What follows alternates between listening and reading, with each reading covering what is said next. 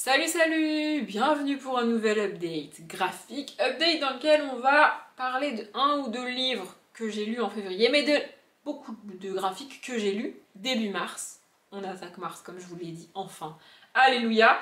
Exceptionnellement, il n'y aura que 3 sagas dans cet update, parce que j'ai pas de quatrième graphique à vous montrer, enfin de quatrième graphique. Bref, en fait, j'ai avancé dans 3 sagas, j'ai lu 3 tomes de chacune de ces sagas pour éviter de vous parler des mêmes sagas dans chaque update graphique. Et comme ça fait quand même 9 livres à vous montrer, je me suis dit que j'allais vous parler que de ces 3 sagas-là dans cet update et pas d'un quatrième graphique. Je sais pas si vous suivez. Bref, on y va. La première saga, c'est Nine de Darlo et Pillet. Je vous ai parlé du tome 1 il n'y a pas très longtemps. Et donc là, j'ai lu le tome 2, Les Grands Lointains, le tome 3, Les Oubliés, et le tome 4, La Cathédrale de Fer.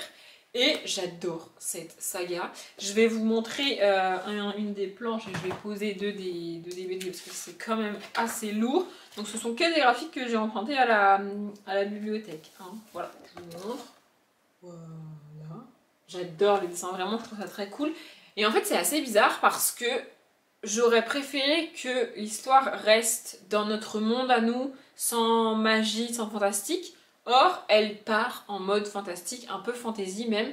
Bon, c'est pas vraiment de la fantasy, mais c'est vraiment un univers fantastique, il n'y a pas d'autre mot. Et j'aurais préféré que ça reste en mode contemporain, quoi. Mais, bizarrement, ça me dérange pas tant que ça soit parti en mode fantastique. En gros, on suit toujours Nine qui adore le métro, qui est fascinée par le métro et qui a été trouvée quand elle était bébé dans le métro et qui va donc dans le tome 1 découvrir toute cette histoire sur la ligne noire. Et elle va découvrir qu'il existe dans les profondeurs du métro un monde fantastique avec des gens. Et vraiment, l'univers est absolument dingue, il se passe des choses, c'est vraiment cool. Ça part un petit peu dans tous les sens. Il y a des fois, je suis pas très sûre de suivre, il y a des fois, je tourne la page et j'ai l'impression qu'il manque des pages au milieu.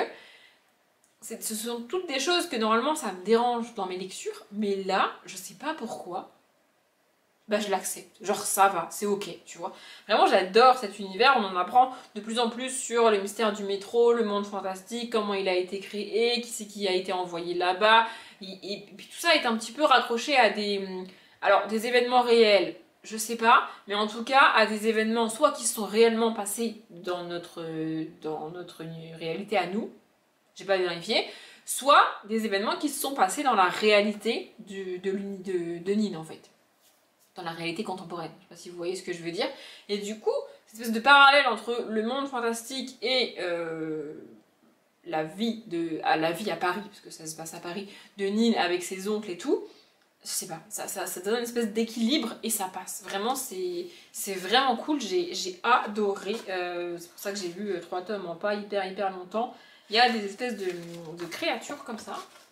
Voilà, ça c'est une espèce de méchant de l'univers et vraiment j'ai adoré, je trouve ça hyper cool. Il me semble qu'il y a 6 tomes en tout, je ne voudrais pas dire de bêtises mais je crois que c'est ça.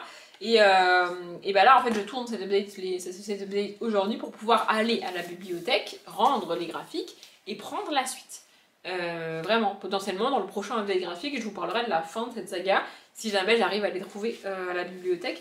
Mais vraiment j'adore cette saga, je connaissais pas du tout avant de les trouver à la bibliothèque et je trouve ça trop cool. Pardon, je vous ai bousculé, du coup le cadrage a dû bouger, faites pas gaffe, c'est pas la fin du monde.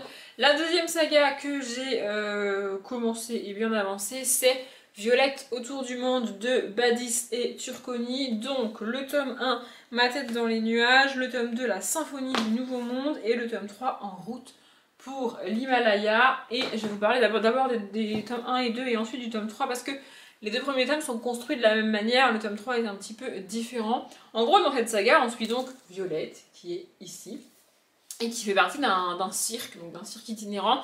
On est dans les années peut-être fin 1800, début 1900, un truc comme ça, je sais pas trop. Ah bah voilà, 1893, je suis trop forte. Donc fin 1800 du coup. Et donc le tome 1 se passe à Paris, donc le cirque est installé à Paris. Et Violette, en se baladant dans la ville, va rencontrer quelqu'un, un personnage qui a réellement existé, Henri de Toulouse-Lautrec. Voilà, et en fait c'est un petit peu des rencontres qui vont forger la petite fille, parce que du coup elle a pas un cycle d'éducation normal, vous voyez, elle va pas à l'école avec des enfants de son âge, et puis le soir elle rentre pas chez elle, elle reste au cirque, elle est éduquée par son père, qui est un homme qui était médecin avant, il me semble, ou chercheur, enfin, on va dire comme ça, bref.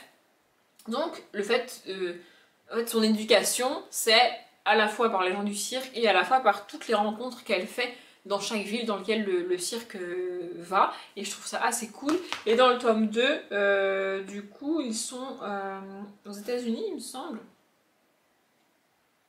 C'est ça, le Nouveau Monde, c'est les États-Unis en fait. Et elle va, pareil, rencontrer un homme qui va les suivre un petit peu avec le cirque. Il est directeur de l'opéra, un délire comme ça, donc l'opéra de New York peut-être bien, enfin une grosse ville des États-Unis en tout cas, et il va suivre pendant quelques jours le cirque et donc être avec Violette, et elle au contact de ces personnages-là, elle en apprend un peu plus, en fait tu la vois mûrir et tu la vois comprendre des choses, parce qu'elle est, elle est assez jeune, hein, je sais pas trop quel âge elle a, mais tu la vois vraiment évoluer, et je trouve ça vraiment cool. J'ai vraiment beaucoup aimé cette saga. Je vous avoue que le type de dessin, c'est pas ce que je préfère, mais c'est quand même sympa. Et il me semble que de temps en temps, on a des grandes images. Ça, j'adore les grandes images dans les BD. Je vais essayer de vous en trouver une. Et du coup, voilà, on suit Violette là-dedans. Son évolution en tant que petite fille, en fait sa construction en tant qu'adolescente, et je trouve ça vraiment bien, vraiment cool à lire. Bon, je ne trouve pas ce que je veux, peut-être qu'il n'y a pas de grandes images. Écoutez, c'est pas grave. Voilà, vraiment les 2 premiers tomes sont construits de cette manière-là, et j'ai trouvé ça très cool. Pour le 3e, c'est un peu différent. En fait, le 3e, au début, le directeur du cirque leur annonce qu'ils vont aller en Himalaya. À l'Himalaya. Ouais, vous avez compris. Et donc le trajet est très long, c'est un trajet au cours duquel ils vont s'arrêter nulle part, dans aucune ville, il n'y aura aucune représentation du cirque. Donc Violette va rencontrer personne.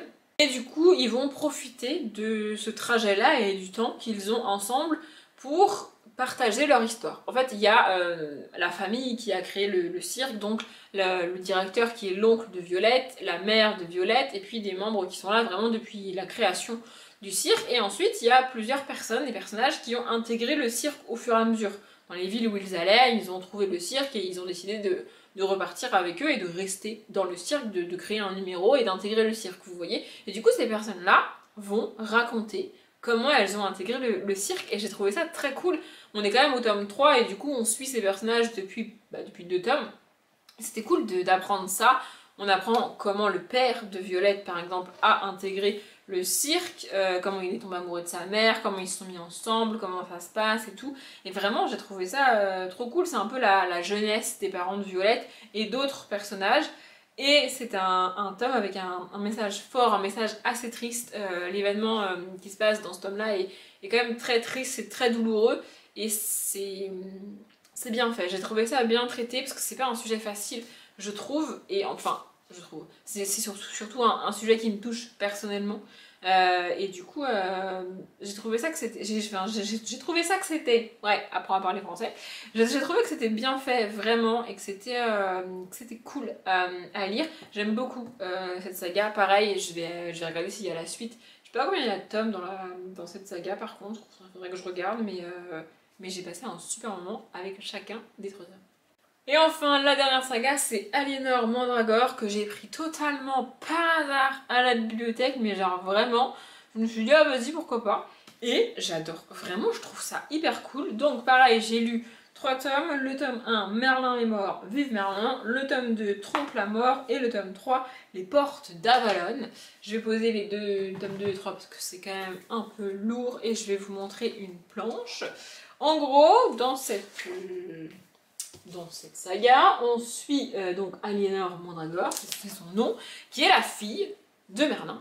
Et ce premier tome démarre, il se balade dans la forêt. En gros, Merlin est en train d'essayer de lui donner un cours sur les champignons, sur la nature. Donc Merlin, c'est l'enchanteur qui essaye d'apprendre à sa fille comment reconnaître les bons champignons, les mauvais champignons, comment devenir enchanteur, enchanteuse, enfin bon bref.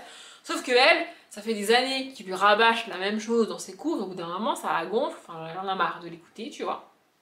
Et à un moment donné, elle va arracher une mandragore. Pour ceux qui connaissent Harry Potter, c'est assez cool quand même. Bon, bref, du coup elle arrache la mandragore et le cri de la mandragore, exactement comme dans Harry Potter, tue son père. Pas de bol. Sauf qu'elle apparemment elle est immunisée contre ça, elle comprend pas très bien. Et du coup, au cours du tome 1, bah, c'est marqué dans le titre, hein, dans le titre. C'est marqué dans le titre, Merlin est mort, vive Merlin. Donc, elle va chercher une solution pour ressusciter son père. Elle va faire appel à Morgane, donc la fée Morgane, et Viviane, sa sœur, donc la fée Viviane. C'est Viviane et Morgane qui sont sœurs, hein, pas Violette et Viviane. Bref, et franchement j'adore cette saga, je trouve ça très cool. Dans le tome 2, en fait il y a Lankou, qui est la personnification de la mort, qui est très présent dans la saga, et du coup, dans le tome 2, Mandragore et son ami, attendez je vais vous le montrer, je sais plus comment il s'appelle là, mais Mandragore et lui, son ami, ben c'est peut-être Arthur.